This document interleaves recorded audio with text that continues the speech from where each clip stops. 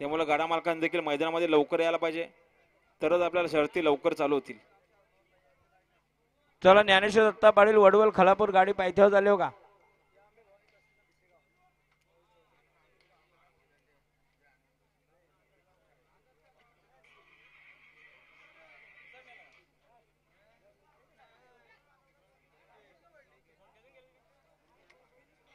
या हार्दिक सागर भोईर वरब यांचं देखील आगमन झाले आजच्या मैदानात. आपल्या या ठिकाणी हार्दिक स्वागत आहे.